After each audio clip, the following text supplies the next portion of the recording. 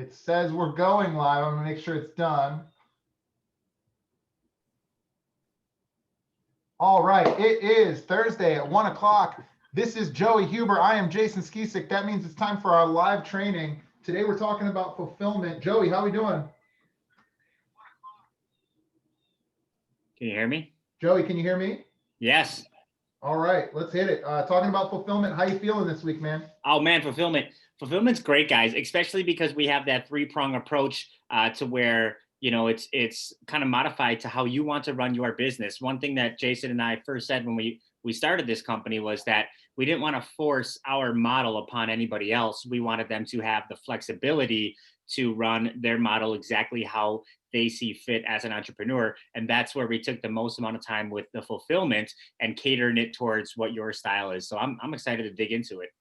Yeah, me too. I couldn't agree more. I say the phrase often, but I don't want you to run my gym my way or our gym our way. I want to learn how to run your gym your way using our best practices, right? And I think that that's a big part of what we do, and that really comes through most in fulfillment and how we choose, how gym owners choose to implement these programs. So for starters, you mentioned to having three different prongs to fulfillment. Why don't you just give me an overview of what those three models look like? And we'll talk more about who should do what later. But just for now, what do the three models look like? Yeah, so we break it up into three separate ways, and each way encourages the gym to assign a coach to a customer, right? To your client. Reason being is we're a big fan of your clients, your members being able to say to their friends, their family, yeah, I go here and this is my coach. I work with Coach Jason. I work with Coach Jake, Eric, whatever it may be, because that establishes that private relationship between the customer and the business, right? A customer, a client is not going to have a relationship with a company or a building, right? It has to be somebody within that business. And the reason being is,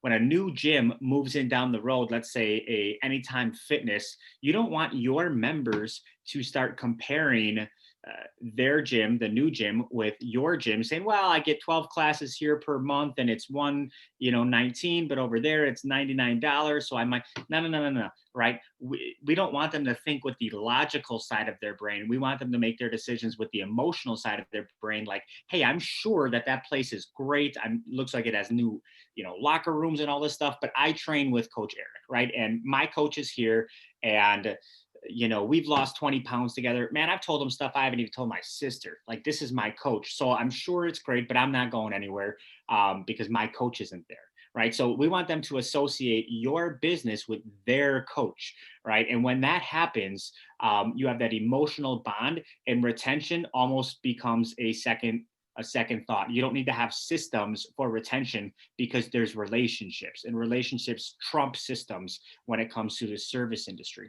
And so that's what we're creating with our model. And there's three ways to do it. Number one is they can do private coaching, one-on-one coaching with one of your coaches, and then supplement that with large group training to bring that cost down. We're not saying, hey, you have to sell everybody on 3-4 times a week private training. That could get up to $500-$700 per month.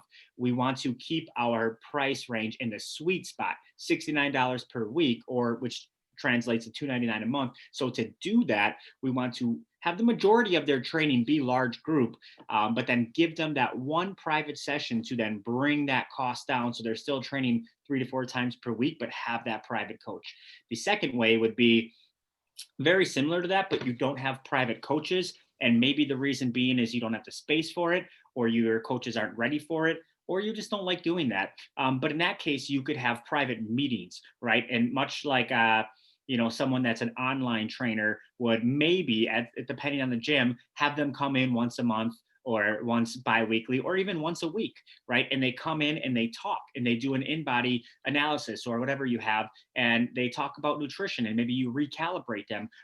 There's a ton of value in that, but you're not actually training one-on-one, but you're still their coach. You are setting the game plans, you are setting the goals, you're structuring their programming, you're structuring their diet, you're holding them accountable, you're checking up with them on a weekly basis. That is definitely a coach, but they're just exercising in a large group format. So that's the second way. The final way would be no private one-on-one meetings or training in person, but instead of that, you are coaching them privately over Voxer or cell phone or whatever it may be. And we recommend Voxer and we tell you why in the course, but you're coaching them 3 to 4 times per week on certain touch points like nutrition, fitness, mindset, where they're at, and you're constantly asking them how things are going.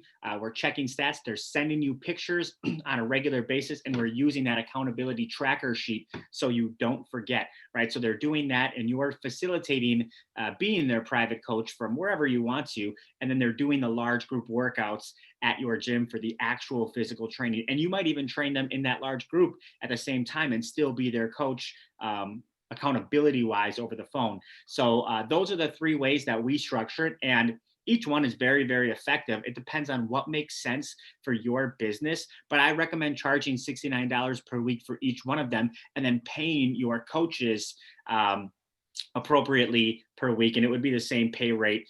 Usually it's going to be about 30 minutes per week that you would spend on a client as a coach, no matter how you facilitate that. So then I recommend paying like around $12.50 or at that $25 per hour rate. So you're paying $12.50, but the client's paying you $69.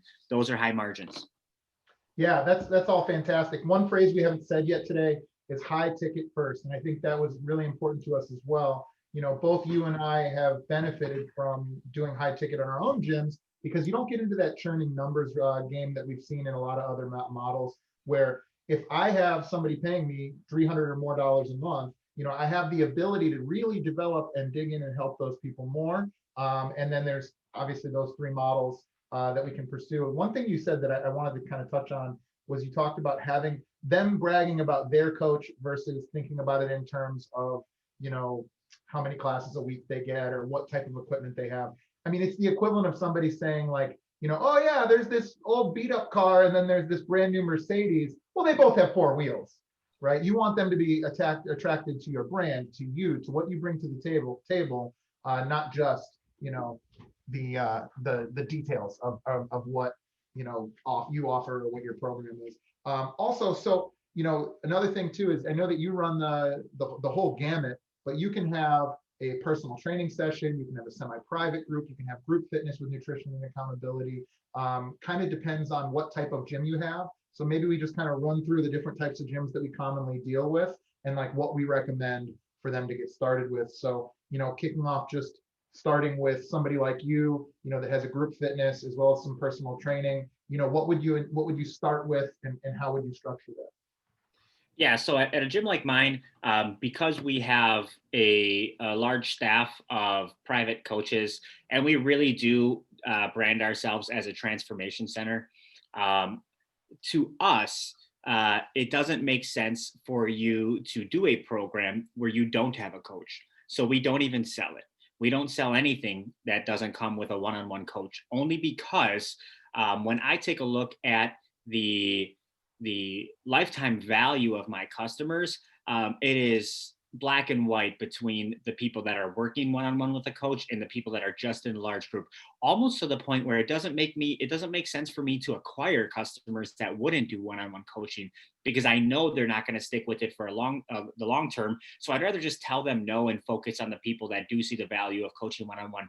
In fact, you said something where you kind of said, well, we want to make sure that they can assign a coach, just kind of piggybacking off of what I said. And it was something that bothered me when I was a newer business owner. I'd have customers that would say, you know, I'm only here because of coach whatever. And maybe it was a dig at me, or they didn't like the way I was doing something. You know, can't have everybody love you. And it used to bother me. But then I realized they were the clients that stayed with me the longest. And so I'm like, good. I'm glad you're only here because of coach whatever, because behind the scenes, that's what I'm trying to have happen. Do you know what I mean? So you could say, hey, Joey, I don't like the color of your walls. I'm only coming here because of Coach Cat. Well, fine, because that's what I intended. And I acquired that coach and I trained that coach and I give that coach ongoing, mentorship. And I gave that coach all of the equipment that they have to use in this space. And so you can say that, but really, I made all of this happen. And as a business owner, that was a hard belief for me to break, is that people, I don't know why they would say that, but that is the goal, and that's what ended up happening. So people are really identifying with their coach, and they stay the longest. So at my gym, we do that. We if they cannot, if they have objections to working one-on-one with somebody, we simply tell them, like, that's just how our program works. So we have a transformation program, and in that program comes a private coach training with them once a week. It comes 3 large group classes, boot camps, yoga, strength and conditioning. We offer different stuff, but you pick what you want. We do your nutrition. We give you weekly weigh-ins. Our coaches follow the exact same accountability tracking sheet that we have in the course. So they're always reaching out at certain points and always weighing them in a weekly basis. So that is our core offer. And then we sell some other things on top of that, like life coaching sessions and massage therapy and things like that. But that's how I'd recommend doing it if you have a gym like mine. Now they can go up, they can't go down. They can't say, well, I just want the, classes. Well, that's not how our program works, and we always refer to it as our program. Like, you can't come in here and you said you want a transformation, right? Well, I'm telling you, it's going to take this amount of time, but you can't change my program. I'm the expert here. Do you know what I mean? Like, it's like going to a car dealership and saying you want, your brakes completely redone, but you don't want calipers, You're like, hey, dude, I've been doing this for 10 years. Like, you need to have them, And so I don't let people dictate my program either, or what's going to be effective. So if you have a gym like mine, I'd recommend doing it like that. Jason, you have a CrossFit. So how would you do it a little bit differently? I'm glad you asked, Joey, because I was actually going to address that next. So for me, and for so what you just described, we have several of our gym owners that have very similar models and have been implementing that very, very well. And one thing I wanted to kind of add that I've been talking to a few people about lately is I really like, in a model like yours, I really like the, yes, you do have a group fitness at maybe $49 a week, if that person justifies it. Then there's the $69, which can either be any of the things you mentioned. Could be a personal coach, could be nutrition and accountability, could be personal training, could be nutrition and accountability.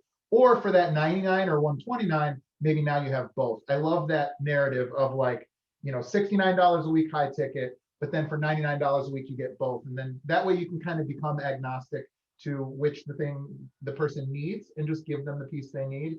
I'm not sure if you run it that way, but I know that you have an ascension plan laid out for them. I thought that was a really easy sales narrative to lay on top.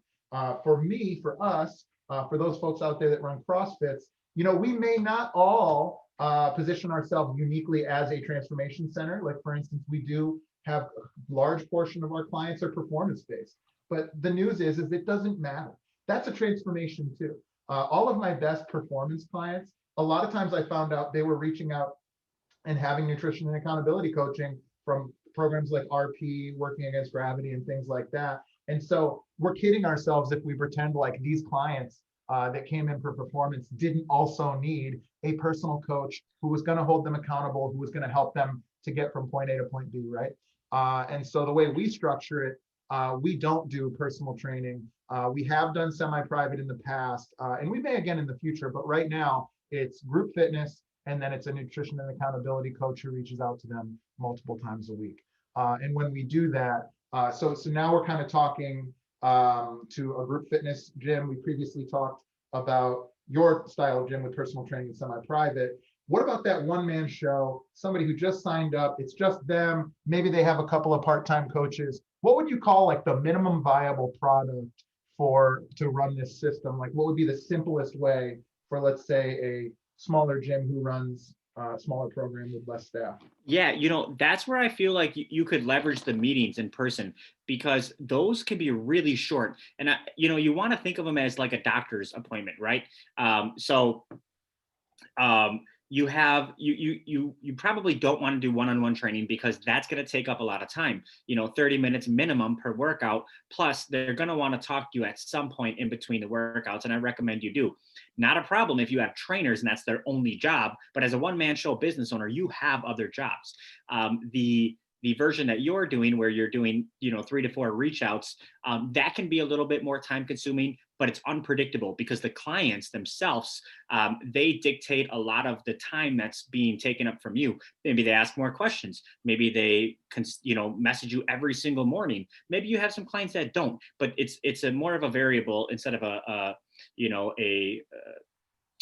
same amount of time every single time. Whereas the meetings in person, those are very controlled, right? So let's say you spend 15 minutes, you schedule somebody for 15 minutes, you could have 20 clients doing that, and you meet with them once per week, right? But at 15 minutes, you're only looking at 5 hours, right? 5 hours total per week to be able to fulfill that that obligation for one-on-one. But you'd structure it in a way that where you sit down with them, because think about it, when you're meeting with a doctor who is at one of the highest positioned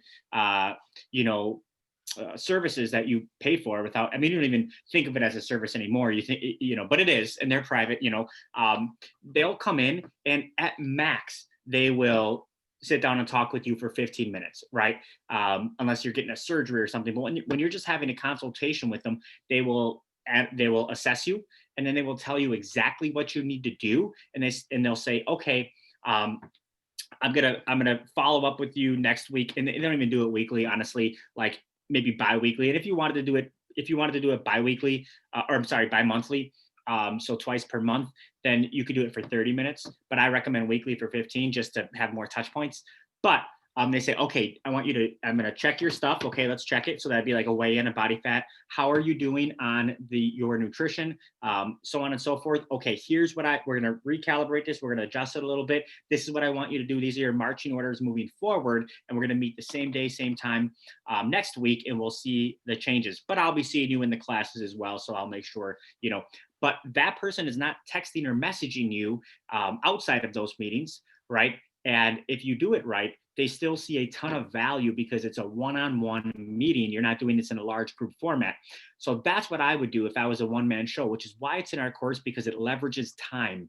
It leverages time the best way possible until you can start hiring some trainers. And then when you hire trainers, that's when I would transition from something like that to maybe a workout, because the workout, you can still get a lot of that done, but also conduct a session. And the main point is you get your time back as the owner. So hopefully that answers it. It absolutely does. That was a great answer, Joey. And then what I would add, just to fill in a little bit of the hole, would be if you do choose to do the virtual remote check-ins, we've had a lot of success. I know that we have a 5-day-a-week automatic text that just sends out, give us your weight, and if you have a burning question for your coach, that's systemized, and only if they respond do we give any kind of feedback. And then 3 times a week, we reach out to them with a systemized conversation starter for a check-in, 1 nutrition, 1 fitness, and 1 lifestyle, right? Very, very simple. I love that model for weekly touch points. 1 nutrition, 1 fitness, 1 lifestyle. Could be sharing an article, could be asking them about how their workouts are going, or giving them an at-home workout to do. It could be asking them about their nutrition or giving them a recipe, something like that. Now you can schedule that. I've done that on a grid out for weeks in advance. And then once you send that out, you can send it to all of your clients, which maximizes your time, and then just respond in a unique way to each person that comes back in. As we always talk about systemization versus automation. That's been very successful for us. Okay, what about, how do you, let's say you do have a staff, who would you pick to energize these roles? Is there a certain type of person that you find has worked well in these situations, or do you just always do it for all of your coaches? What do you mean? As to be far a as coach? yeah, so when you start to assign coaches to clients to coaches, Is there a certain type of person that you found to be really successful with that, or do you just assign it to everybody no matter who? Oh, I see. So you're saying how do you know which coach to assign them to? Well, so okay, so maybe it's a bad question for you. So for us, I have one or two coaches that are handling the entire staff, and so for the groups that are doing the remote, we Okay. don't have every single coach do it. So maybe my answer would be to find somebody who's high energy that can reach through a virtual communication to motivate people to hold them accountable. So maybe it's a bad question for you because I think all of Well, your coaches are doing it. Yeah. yeah, but also, I mean, organization and follow through is huge because that's where you can lose the client. If Yeah. you are not organized and you tell them that, I mean, I've done virtual training plenty of times, especially during COVID. And if a client was ever upset with the program or quit, I can almost guarantee 9 times out of 10, it's because there was no follow through. The coach said they were going to do something and they didn't do it. And that alone is going to trump like the results that coach is going to get them. Because guys, people make, I'm telling you, they make all decisions based on emotion, right? So getting results, you telling them, yeah, but you lost 3 pounds, that's logical, right? But you upset them because you didn't do what you said you were going to do. That's emotional, and they'll quit over that, regardless if logically they're in the right kind of program. So if I was assigning them to specific people, I would make sure it's with somebody that is organized and has follow through. That way, nothing slips through the crack. They can get away with a little bit less of the tactical stuff, like, hey, I know these type of macros are better than these type. They can get away with that if they really have those other things dialed in. You just hit this is a great answer. You just hit a good point about nutrition stuff. If do you think it's a big deal if people have their own style of nutrition that they use? I know we have vegan gyms, we have gyms that have run other things as well. Is that something that you think matters as far as what people use? Nope. I just think it needs to be consistent at your gym.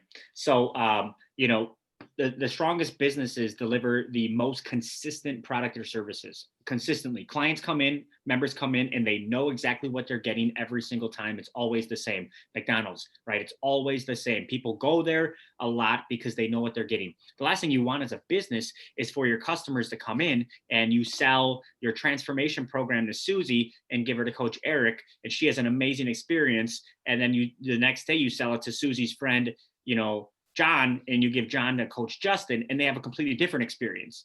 And it's like, well, what the hell, and they could be uniquely good experiences, but that's not what you want as a business. You want to get rid of as many variables as possible so you know who you are and how you do things. So I'd recommend at your gym to keep your nutrition consistent. And your coaches, they might have different philosophies. I can almost guarantee they do, right? But as your employee, this is how you guys do nutrition, which should be the opinion of the owner, right? This is how we do it here. And you keep it very consistent amongst all of your coaches, so every customer has the same experience, right? But yeah, if one of our gyms does, more of a vegan style nutrition and I do a different, that's not important, right? Because I think there's a lot of ways to help people get to Sure. their result, right? Yeah. So Yeah, absolutely.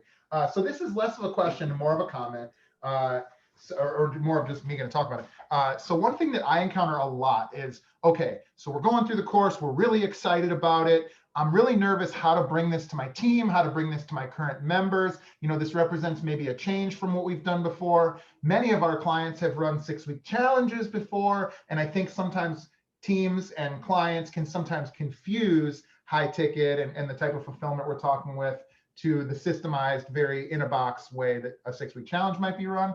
And so one thing I wanted to do today was just talk a little bit through how I recommend you make any major changes at your gym. And so for starters, we're going to follow a pretty simple thing. You're going to develop a plan. You're going to do that with your inner circle, whether that's your spouse, your partner, very, very small, maybe your GM.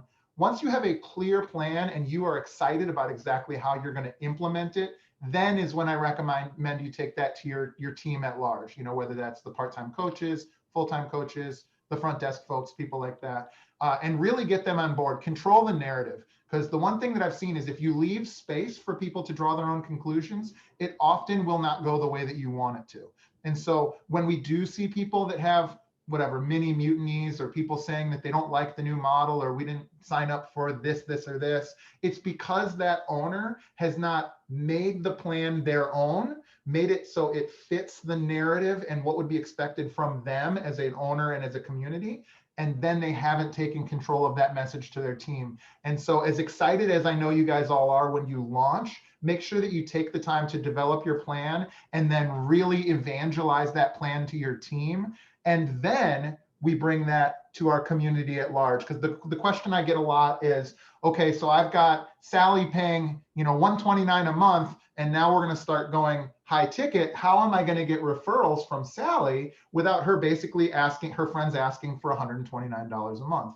And the way that I recommend to do that, and normally it's you talking, but I'll let you talk in a second. The way I recommend that you do that is you you evangelize that to your community that's already existing, and you give them the ability to tier up to some sort of a grandfathered in price that's a little at a discount. So if you're charging $129, you may say for $99 extra, we're going to ascend you to this great new platinum level of service. And then now everybody's on this level playing field. Your OG members feel like they've been respected and gotten some love. Your team's on board, and now you can go forward and really execute on the plan. What do you think about that as far as a rollout? Yeah, it's great. We do something very similar to that. We have a core of 4 leaders in my gym, and we develop everything and kind of synthesize it to our gym before we roll it out to the rest of the team. And whenever I do roll something out to the team, I never use the word change, right? Because I think that it's just a scary thing for people. So I usually say, hey, we're going to be adding something to our program to enhance it. So nothing's changing, right? We're still doing everything exactly the same, but we're just going to be adding this high ticket piece, right? But what we ended up doing was we just didn't sell anything but that, right? So we added a high ticket piece, but the coaches, the trainers, they're not in the sales meetings. They don't know what's being pitched. We just didn't pitch anything but our new program. And if somebody did refer somebody, we allowed referrals to come in at the rate that the referee gave them because there's no cost of acquisition. So it's free money, basically, besides the cost of fulfilling it. But we've never had a model where the fulfillment was not profitable, right? So, sometimes when you add the fulfillment to the cost of acquisition, that customer isn't profitable. But when you get rid of the cost of acquisition, it's always going to be profitable. So we'll allow that. And then we sell to cold traffic or inbound or whatever you want to call it, somebody that's not a referral. We sell only the new program. So it might be a conversation where I say, hey guys, I teamed up with FitBiz University, and we have these goals that we want to reach, right, as a business. And when we reach these goals, you guys get this, right? And so we're going to be trying some new strategies, adding some new strategies to the gym to try to reach this goals. We're doing everything exactly how we have been doing it, right? But we are going to be adding a couple new strategies to help us reach these goals. And if you guys have any ideas, by all means, please let me know. And 9 times out of 10, I will not use their ideas. I will just execute on what has been battle tested and proven. But I want them to feel like they're in the game too. And then I will roll out what I've learned. And it's all weighted. It's all weighted. So I could roll out and execute 90% of what I learned and keep 10% of what I had been doing, right? To then make it a very smooth transition. And then before you know it, you're not doing anything but the new model, and it ended up being a really smooth across the board. I think that's great as well. And then to my CrossFit folks or to folks that will offer only a group experience, what I would say, and again, I'm using CrossFit as kind of a fill-in word here, but if you're selling CrossFit at $199 and now you're going to start selling high ticket first, what I wouldn't say is, guys, guess what? CrossFit is now $299 because that's not going to make sense. So what I would do is I would position the narrative in such a way that we are ascending what we do. Guys, I know you joined CrossFit, but now we're more than that. Now we're CrossFit plus this other stuff. And you literally, I've seen gyms, and I've even done this, seen it, CrossFit plus. And CrossFit plus is you have your CrossFit experience, but now you have a 30-minute skill session or a 30-minute personal training session or a nutrition, coach on top of that. And so you're pitching it as an ascension. You're pitching it as, guys, we've been in high school. It's time to go to college. We're ascending as a group. And if you want in on that, we're giving you, this discount on the existing members or whatever. And that way you're not you're not trying to compare apples to apples. You're giving them oranges and giving them an Ascend experience. Yep. And if, for what it's worth, I haven't, I've never changed the pricing on existing members before. Yeah, So me either. just something I haven't done. I definitely gave them multiple opportunities to buy into our new pricing, which a lot of that, guys, is in the member marketing. These 21 day, 28 days, 6 week, 8 week member challenges is giving them that experience of our high ticket program. And then hopefully they stay in there. But I've been doing this for a couple of years now, and there's very few people left from my original large group only model because they just churn out, right? So if you look at it now, I'd say the majority of them are running my high ticket model because they stay while everyone else churns, which is why we switched. So That's awesome. Yeah, and so maybe shifting gears a little bit, I think this is still fulfillment, but I have a couple of questions just kind of around structure. Under what circumstances would you recommend somebody raise their rates on clients? I know that for us, if you do that, I always recommend that you do it alongside a perceived increase in value. But let's say, under what circumstances, not everybody runs gyms like ours. So under what circumstances would you recommend that somebody raise their rates? And how do you recommend they do that? if you're not profitable, you have to take a look at one of your profit levers, right? And so because you're going to go out of business anyways, it's just a matter of time. So if you're not profitable, there's a couple things you can do. Number one is get more paying clients. Number two is raise your rates. Or number three is basically pay less, which might be like cut classes or whatever, right? But if you can't, like, let's say you're not profitable, but you're running 60 classes per week, cut it down to 30 and just deal with the few people that quit over it. But let's say you're already running the bare minimum and you're still not profitable. Well, you're obviously trying to get more clients, so there's that. But you maybe find yourself in a position where you have to raise your rates, and that's probably why you're not profitable. At the end of the day, you can't charge $99 knowing that the industry has 20% margins, because what does that mean? Well, out of $100, you're keeping $20 per that customer. How much does it cost to run your business? Do you know the numbers? Well, if you have rent, if you have this, X, Y, Z, and you only have this many members, let's say you only have 100 members, well, you know that you're making $10,000 per month, right? Your $100 times, 100 members is $10,000, but your expenses are more than that. What are your choices here? You have to raise your rates. You even when you get more members at that price point, your variable expenses to service those members are going to go up, and it will never work, right? It's in this particular model, right? And so that's the only time where I'd recommend you raise your rates, because you will lose people. But if you're going to raise your rates, I would strike hard and strike fast. I would double them at to $199, and I would do it effective on the first of the month, and let people go. Because what you want to do is, anybody that's going to quit, you want to get them out as quick as possible. You don't want them lingering around saying, hey, are you staying for the rate raise? Are you staying? And getting that in everybody's head. Make the announcement, get them out, and then that's your new price moving forward.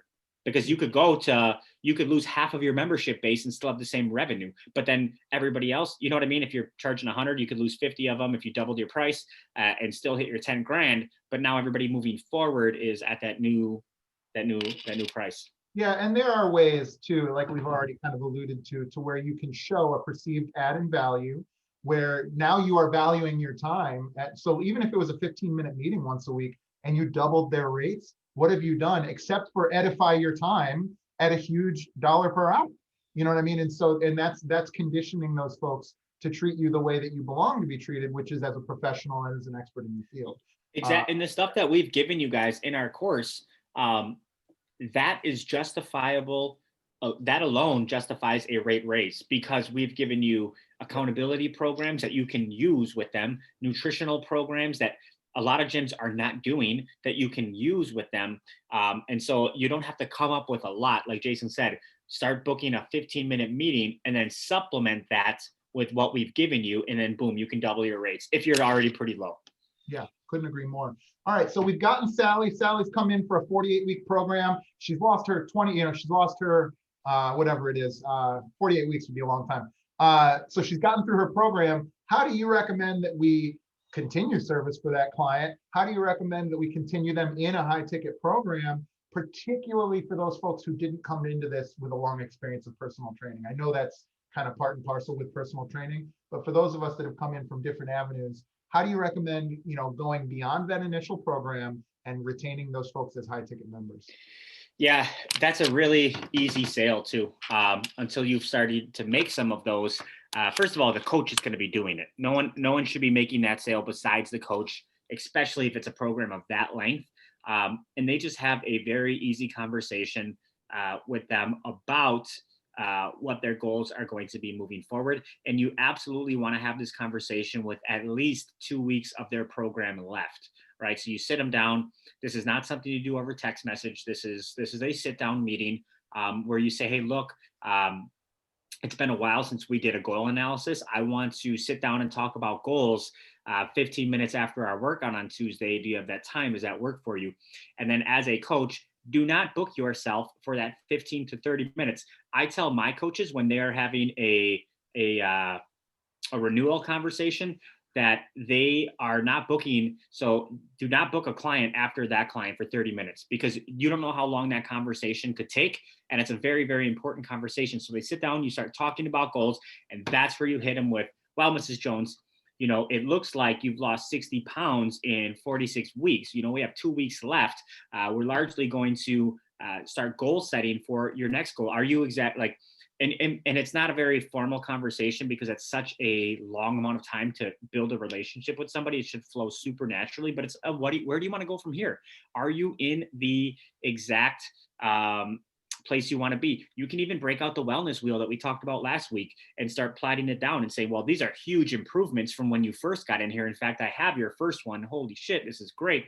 But how do we get you to your ultimate happy place, right? Do you want to be lower body fat percentage? And you just talk again and say, look, and then you immediately prescribe, okay, here's what I think we should do. We want to do another, 48 weeks. I always recommend them doing the same length program if it's a long program, because they just will. It's a little bit harder to justify as it is the initial time, but with enough talking, you can explain to them that it's a lifestyle change, right? And you want them to, because if they sign up for 48 weeks, guys, they're going to renew for 48 weeks. I can almost guarantee it. I very rarely will somebody tell you no, right?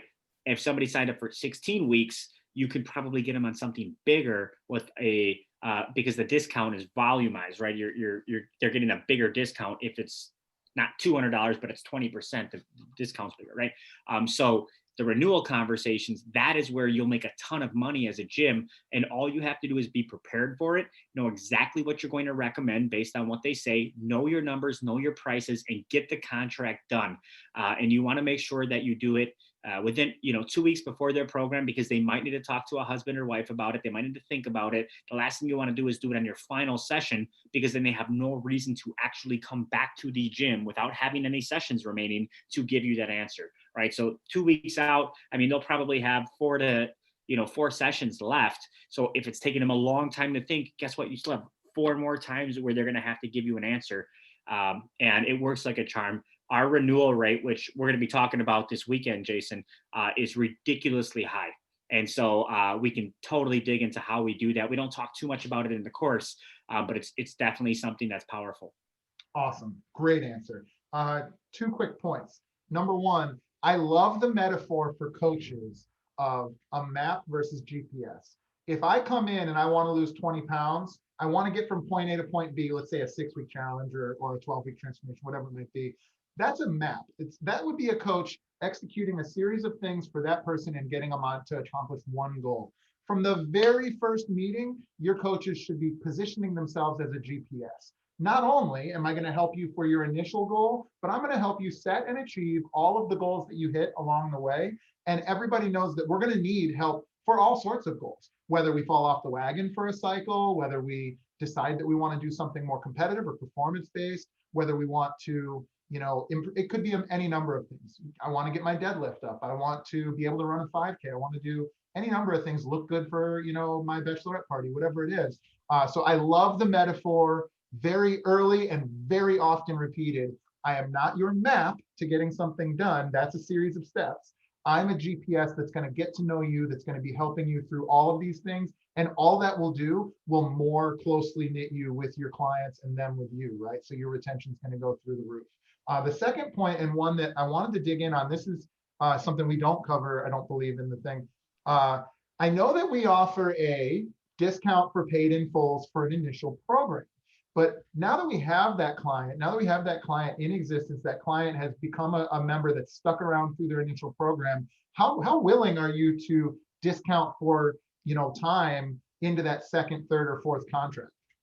Well, that's the thing, is I don't negotiate those contracts. So at that point, they're with the coach now. And so the coach is trained to sell them at a higher rate because my coaches get paid at 40% of what the client is paying, right? And so if they want to give themselves a raise, which I teach them plenty of ways where they can justify it. Hey, Mrs. Jones, I just wanted to let you know that in between when we first started working and now, I've got another year's worth of experience. I've learned X, Y, and Z. Maybe we even got certified in something else or something different, but you're a better coach that is able to better serve them. And because of that, there's only a slight $2 per session raise. Okay. Nothing crazy. But when you take that over the 48 sessions, right, you're looking at $100 and some dollars, which is the discount they probably got, in the first place. So we're just erasing that discount.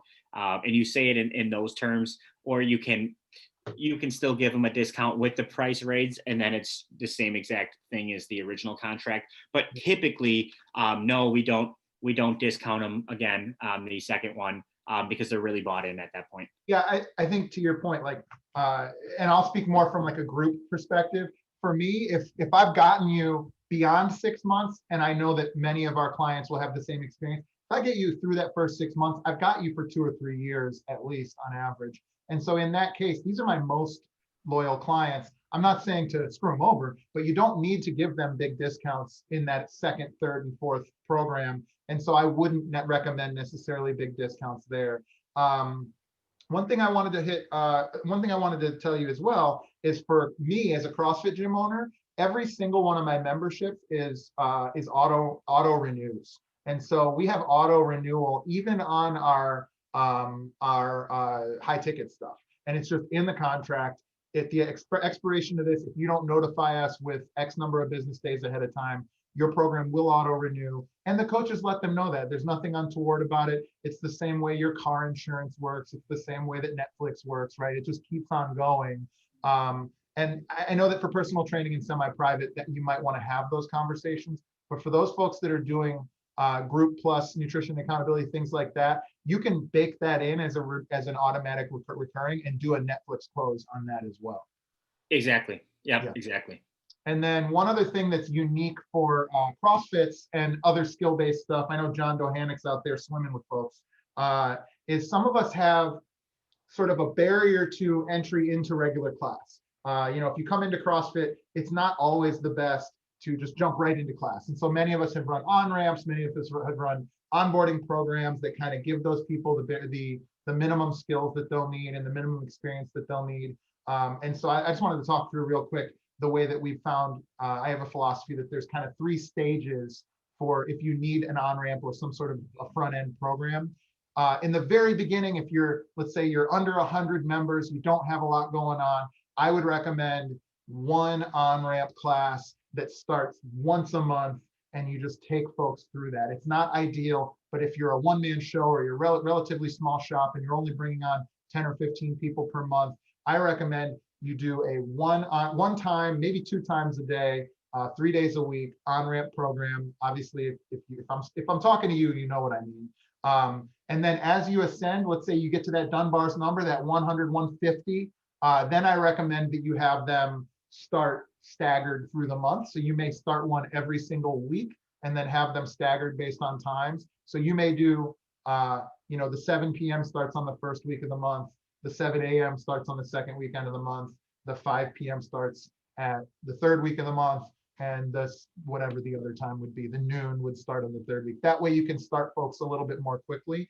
And then when you ascend to, let's say, that 250 to 300 member mark, you should have the revenue now to where you could have a fundamentals class, which will run through. I know that for us, we did 48 set workouts where we designed it in such a way where you could enter at any point, and those 48 workouts just recur. And then that way, now you can say, all right, Sally, you can stay in fundamentals indefinitely, or you can graduate by testing out and then moving into the skill-based class. And so that's the only place I've ever recorded that, but I think that's a pretty solid way to have a foundations class, to have an on-ramp. For those of you who that is really important to, I would recommend doing it that way based on how far along you are as a business.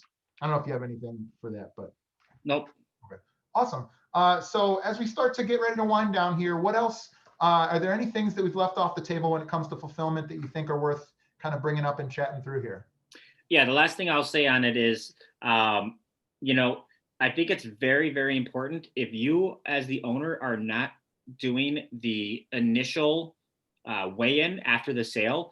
So it'd be like a nutrition orientation. So there has to be some kind of 30-minute sit down with them, discuss their goals, get some initial measurements. Maybe you do a fitness assessment, something like that. We call it a nutrition orientation. We call it a blueprint. It's in our training. It is the first meeting with their coach after the sale has concluded.